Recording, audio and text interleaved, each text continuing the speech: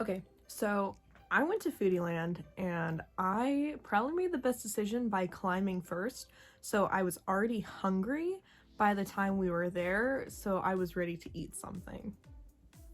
Hi, I'm Ellie. I'm a climber who is blind, who has a collar, someone who tells me where holds are, and I am also an enjoyer of food. So we went climbing and then went to Foodie Land. So here's what happened. So here is PacificPipe. It is in Oakland, California, and it is one of the largest climbing gyms in all of North America, and it has really tall walls. So we wanted to put something that I got recently to the test. So these are the Cena Expand intercom headphones. Please sponsor me. These are not cheap, and I recently bought them for Sarah Beth and I. So I yassified them. I put a pink ribbon for me and a purple ribbon for Sarah Beth, because if you look cute, you climb and call cute. Thank you. Thank you. I'll take my award now, because who else has the guts to yassify their headset? No one. It's just me and Sarah Beth. So these are intercoms. They're instant transmission. They are amazing. They have a noise cancellation feature. One downside is they're heavy and the mesh here gets sweaty and wet, and it's gross. Like it actually does get really gross.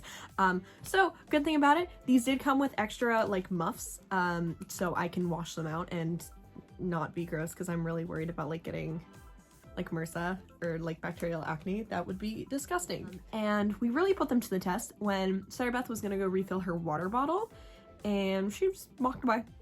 Bye, girl. And we kept having a conversation as she was gone. People were looking around at us like we were insane because we were talking through the headset.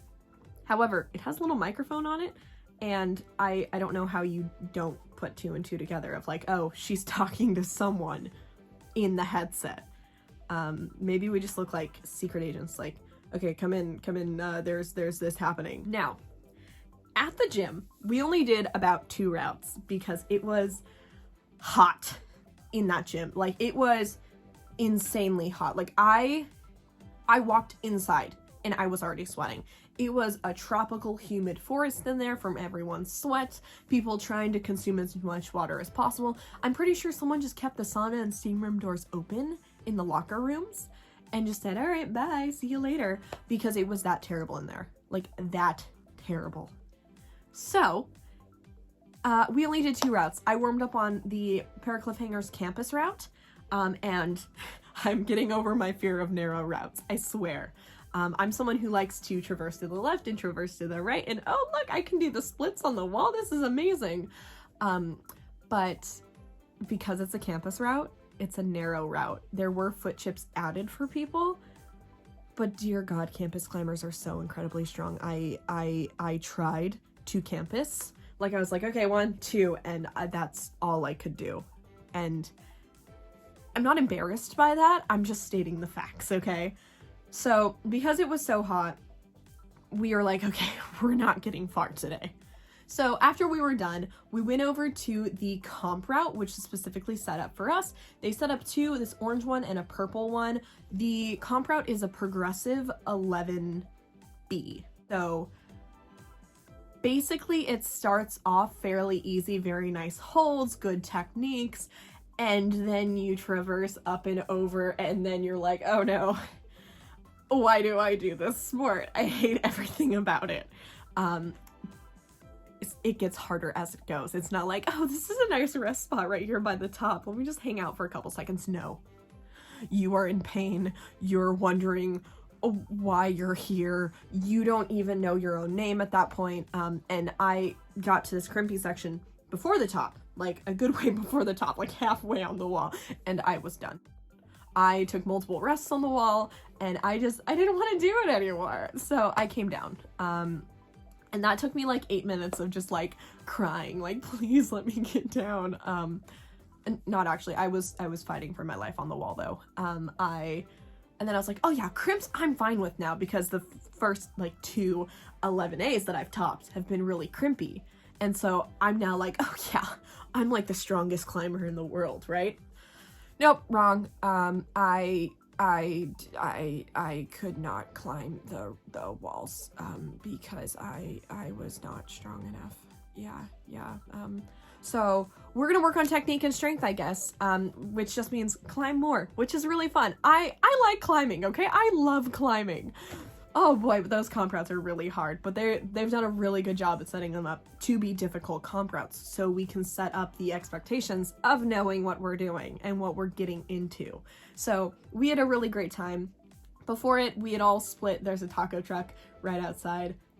So good, very reasonably priced. And we had split, we'd all split like something before, just as like a little snack before we climbed. Very much worth it. And then once we were done climbing, we were all hungry again. And so we were ready to go to Foodie Land. Okay, so after we were done climbing, like I said, we all only did 2 routes. We had all changed, and then we decided to travel on over to Foodie Land, which it was only about a 15-20 minute drive from Oakland over to Berkeley to where the event was taking place. Parking was $15, and we were a car of 5 people, so we just easily split that to $3 per person, which was amazing. And then because Sarah Beth and I, we are both disabled, we have service dogs. She has an accessible parking placard that came in clutch because parking was very full, and we were directed over to where the accessible parking is. The accessible parking, however, was not very accessible. It kind of sucked because instead of like, you know, having the ample space in between each parking spot for like someone with mobility restrictions or a service dog or like, you know, standard ADA like parking spaces, how they're supposed to be laid out, they had normal compact parking spots, and they're like, here's the accessible parking. In what world? I had trouble getting out of the car because I didn't want to hit the car next to me. So I asked one of the guys who were in the back, and I was like, hey, can you door check for me? To where he put his hand in between our car door and the car next to us so I wouldn't hit it. And if I crush his hand, he'll be like, what are you doing? It was perfect. It worked out. I was able to squeeze out of the car and then get my guide dog, who is a 65-pound lab, mind you, out of the car. Sarah Beth's service dog is a smaller dog, so it was a little bit easier for her to get her dog out of the car. And then we walked over to the line to get in to do like bag check and security and all that. And it was a long line, but it was a fast, continuously moving line. So props to their bag checking team and like their ticket scanning people, like they kept the line going. So when it came to bag check, I had this bag on me. It's a Kavu bag, and it has 4 zippers. So you would just open up your bag, and I'd be like, okay, here's my sunglasses and a portable charger. Actually, it would be my glasses because my sunglasses were already on because it was really bright outside. Then bam, here's Tylenol and sunscreen and my wallet and all this. And then here's a bunch of pens. I like pens, okay? And then here's like a pack of Skittles that I'm slowly eating throughout time, okay? So that's what bag check was like. Something about security and bag check is this was a service dog only like event, like most events are. However, they were just letting pet dogs in, but there were untrained dogs there that were aggressive. So line security was super easy. And like I said, there were a lot of people there. However, the lines for each food stall was short. So our group had a strategy, okay? We were going to like plan this out. We're gonna look at every single stall and be like, okay, what's this, what's that? And then we'll share it. The guy with the ESA, he said, all right guys, the souvenir cup drink, that's on me because it has unlimited refills. And he said, all right guys, just in case you don't know, this isn't my first rodeo, it's my second. And so he had a stack of cups and chopsticks for himself and a bag of wet wipes. So we could like wipe the table or like wipe our hands and everything. He was a genius because we could share it, and he said, whoever kills it, fills it, and you get to pick the next flavor. Genius. Like that is, I salute you, man. So once we did our traversing around, we all picked a centralized table. This is our table for today. This is where we will meet. Cool. So we all go off and do our things and pick what foods we're getting. I just so happen to say, okay, hey guys, let me know if you guys see this because I really want to try it. Okay, so it's basically like the stick of cheese that's battered and then rolled into hot Cheetos. And they said, oh, you mean a Korean corn dog? Yes, I mean a Korean corn dog. I got to try it. So like I said, the lines were super short. So I got a Korean corn dog. Someone else in our group got nacho pizza fries, which were fries, like waffle fries with cheese all over them, like mozzarella cheese, and then pizza toppings, and then you had like the pizza, like the red sauce, like to dip it into. Those were really good, actually. And now for my favorite booth at the entire thing. We had a Spy Family booth, and they were selling drinks with each character on it. So I got the Your drink. It has her like mom persona and then her assassin. And this flavor was rose lemonade, and it is in fact glittery. She's cute, I know. Tell me more about it. And then there was the Anya one, which was peach mango tea. So good. That one was my favorite. I also most aligned with Anya as a character. And then the Leon one was honeydew cucumber lime. It wasn't bad. It was just very nostalgic, and it tasted like the smell of cucumber melon bubble bath, which is what we like was our bubble bath scent growing up. So I was like, I don't think I should be drinking this. So that was like the connection for me. It wasn't bad. It was really good. But my childhood nostalgia said, this is bubble bath. Don't drink it. So the rose lemonade was really good. Our group, amongst three of us, we bought the 3 different flavors to share. They all had glitter in them. And it was, oh, just so cute. And I keep saying that Sarah Beth and her boyfriend are like Yor and Leon. And then I'm Anya, and I'm just over here like, just causing mayhem. And because Sarah Beth, she's sweet on the outside, and then, you know, just very kind, and then she's an assassin. See, it all works out. She's exactly like Yor, and I'm her Anya. Mama y papa. Okay, so that was that. All of the lines were incredibly short. I got my Korean corn dog. Oh my god, it was so good. Where our table was as far as it could be away from the EDM concert that was happening at Foodie Land. And it was so loud. Like, it did not need to be that loud, but it was. And I genuinely think that they could have reduced the volume by 50 or 75%, and it would have been quieter and nicer, but still loud. Like, it was extremely loud. I was wearing my loops, and then Sarah Beth switched out her like normal loops that she wears to the like highest grade of loops that cancels out the most noise possible of the loop brand. So they could have been quieter with it. There was also 10 different like songs from different booths who were trying to like grab your attention, playing at max volume. So it was very disorienting where you couldn't like pick out, okay, especially me as like low vision blind person, like I had to be careful because I was getting really disoriented, you know? 10 songs playing at once for my ears. Stop, please. I like music, but everything could have been turned down. 75%. We all would have had a great time still. Like I said, there were a lot of dogs at this event. There were a lot of pet dogs at this event. There were some aggressive ones. And that made me mad because some dude thought it was fun to throw food at my dog. Yeah. And I didn't notice it because